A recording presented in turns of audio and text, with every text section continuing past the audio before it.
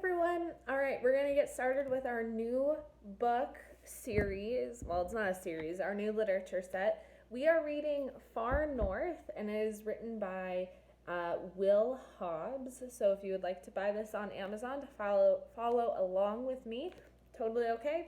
If not, if you don't want to spend the money, I get it. Totally fine as well. Just follow along with my videos as I post them every week, all right? I'm going to go ahead and read the back because that's what we do in class. And then we're going to get started with chapter 1. All right. From the window of the small float plane, 15-year-old Gabe Rogers is getting his first look at Canada's magnificent Northwest Territories with Raymond Providence, his roommate from boarding school. Below is the spectacular Nahanni River, wall-to-wall whitewater racing between sheer cliffs and plunging over Virginia Falls. The pilot sets the plane down on the lake-like surface of the upper river for a closer look at the thundering falls. Suddenly, the engine quits. The only sound is a dull roar downstream as the Cessna drifts helplessly toward the falls. With the brutal subarctic winter fast approaching, Gabe and Raymond soon find themselves stranded in Dead Man Valley. Trapped in a frozen world of moose, wolves, and bears, two boys from vastly different cultures come to depend on each other for their very survival. This book is really good. It is definitely one of the top ones that I think that we read this year, so I'm very excited to continue this with you guys. So, here we go. Far North. Now, they have a map in the beginning of the book. We talked about this with false prints. Why do authors do this? Okay, think about it. What were we talking about with false prints? What is the purpose of having a map that looks like this? If you answered, to give you an idea of where we are, where all of this is going to be happening, then you did it correctly. Then you answered correctly. I kind of felt like Dora there. How many stars do you see? And then that awkward pause. Yeah. All right. Sorry. Moving on. All right. So we know that this is going to take place in Canada. We can see this from this map. We also know that it's happening in the Northwest Territories and right on the Mackenzie Mountains. So we've got the Mackenzie River. The Arctic Ocean is even higher up. We've got the Nahanni River and different cabins. The Nahanni Butte is something that we'll read about. Okay, so that's why we have that. All right. Chapter 1. Now, I want you guys to figure out, are we reading a narrative, an informative narrative, or an informative? Okay, so I want you to figure that out. We'll talk about it at the end of the video. And then I also want you to think, is this first person or third person? And if it's first person, whose point of view is it? And if it's third person, how do we know that it's third person? All right, here we go. Chapter 1. The first I ever heard of the Nahanni River and Deadman Valley was from the bush pilot who met my flight at Fort Nelson, way up at the top of British Columbia. Clint worked for an air charter service that was trading out a favor for my father by flying me on to Yellowknife, the capital of Canada's Northwest Territories. Gabe Rogers? He asked doubtfully as I stepped off the plane. Clint? I asked just as doubtfully. You're the bush pilot? This guy was about 22. That's the oldest I'd give him. Big grin, friendly as a puppy dog, big head of curly blonde hair, and a square jaw with a dimple in it. He said, "You talk just like your dad, Texas accent and all. I was expecting you to be tall like your dad too, eh?" "Nobody's as tall as my dad," I said. "That's why they call him Tree." A mischievous grin spread across the young bush pilot's face. "Anybody ever call you Stump?" I had to laugh. Not until now, but there's a first time for everything. I've seen some big guys on those drilling rigs, but nothing like your dad, eh? Your shoulders sure remind me of his, wide as an axe handle. You wrestle? Now, if you guys hadn't noticed yet, there have been two similes already in this book. Wide as an axe handle, and where is it? Friendly as a puppy dog, right? So keep an eye out for all sorts of figurative language for this as well. All right. I wrestle and play football. I was a running back. Hockey's my game. You ought to try it. Hey, guess what? Another pilot took off with my plane. There's a forest fire going on north of here, up in the Yukon. So how do we get to Yellowknife? Well, the company's got a van stuck here at Fort Nelson, and now they figure I'm just the guy to drive it back to Yellowknife. How far is that? Oh, only about 600 miles. We piled my gear into the van, an old Suburban armored with red dirt and a windshield that looked like it had been through a war. On a wide gravel road that stretched endlessly ahead through a forest of shaggy spruce trees, Clint buried the gas pedal, leaving behind a contrail of dust. Now, Clint didn't actually bury the gas pedal, right? He's in a car. He's not digging out a hole to put the gas pedal in. I want you guys to figure out, what does that actually mean? Okay, and I want you to answer it in your head. But what does that mean when it said Clint buried the gas pedal? Okay. If you said he put like pedal to the metal, he flattened it, you're right. He was going super fast. Okay. I glanced, sorry, skipped a line.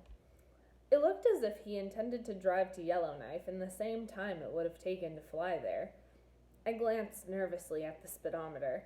He was already doing 115 kilometers per hour, whatever that was.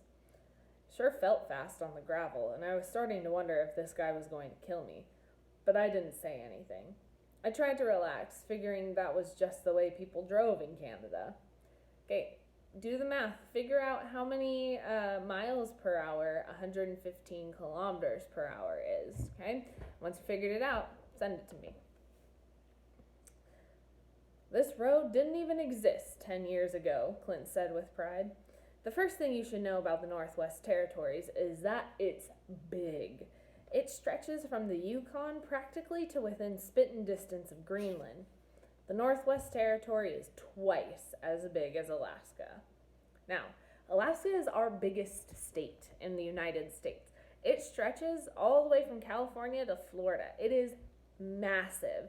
So the fact that the Northwest Territories is twice as big as that shows how big it actually is, right? Absolutely massive.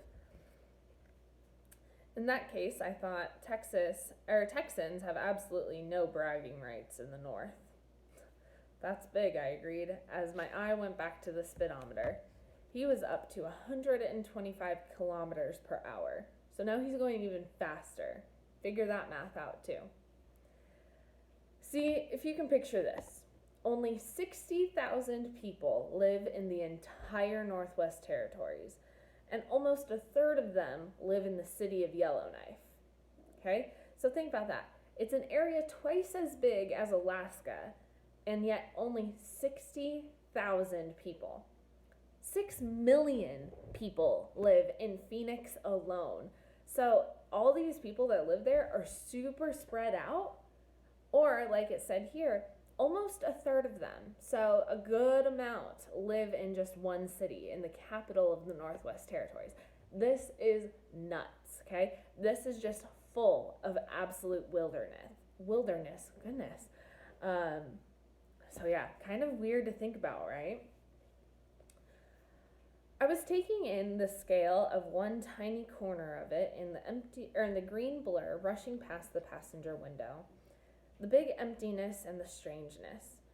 For a kid from the Texas Hill Country, this world of the northern forest seemed like something you'd read about in a book and wonder if it could possibly be real. I felt good about my decision to come try it. It might be rugged up here, but I could already tell it wasn't going to be boring.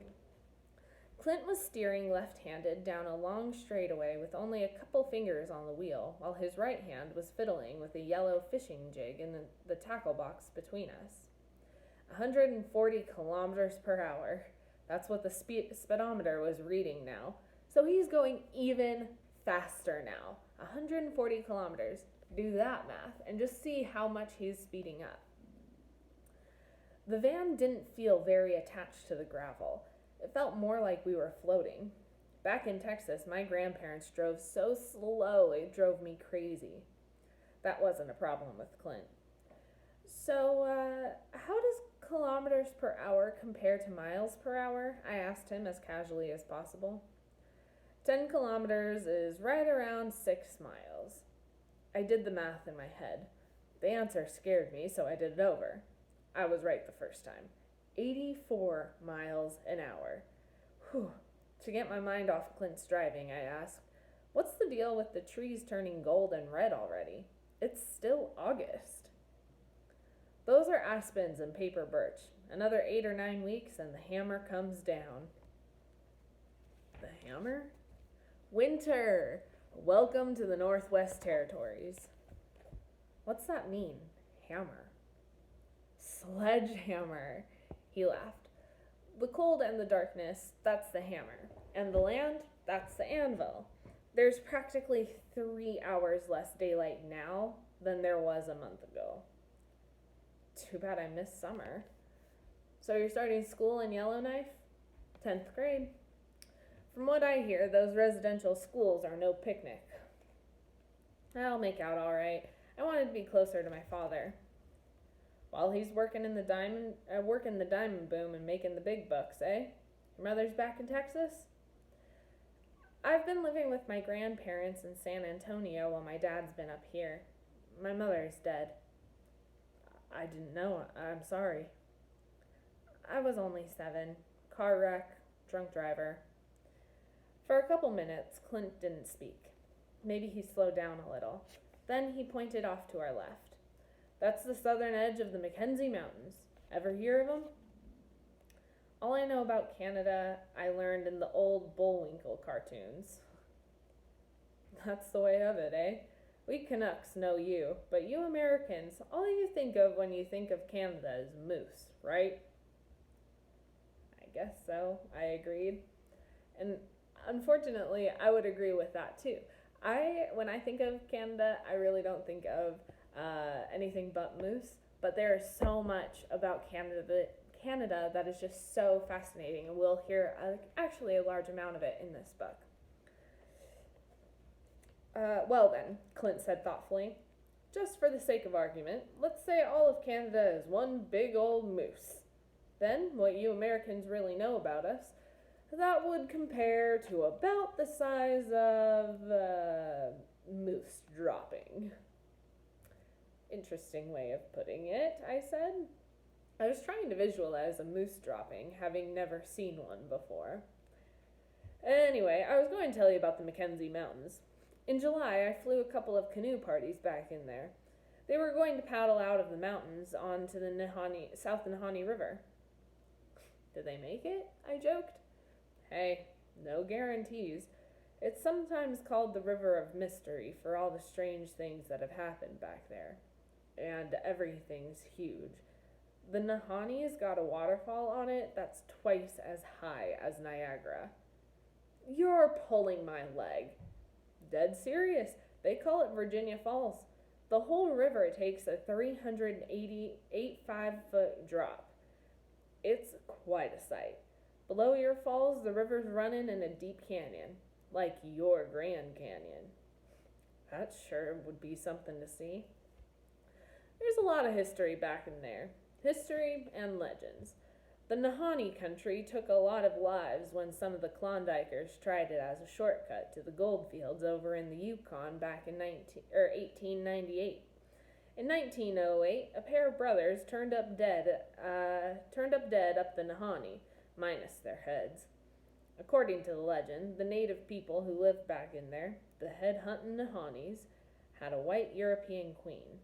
Their stronghold was a tropical valley complete with palm trees that grew right out of the permafrost. Sounds like great material for a movie. According to the story, there were even dinosaurs back in there that lived around some steaming hot pools. That's even better, I laughed. Sounds like Texans have nothing on Canadians when it comes to tall tales. The place where the headless prospectors were found came to be known as the Valley of Vanishing Men, and then Headless Valley, and finally Dead Men Valley. That was just the beginning of it. There have been a lot of strange deaths and disappearances since then. So, what's your theory about these guys' heads? Clint put a finger to his dimple, then stroked his chin thoughtfully.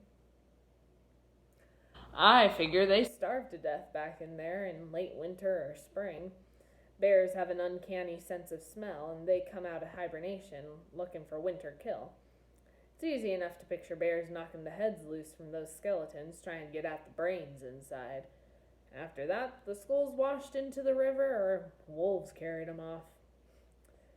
You paint a pretty picture, Clint. Listen to some of these names.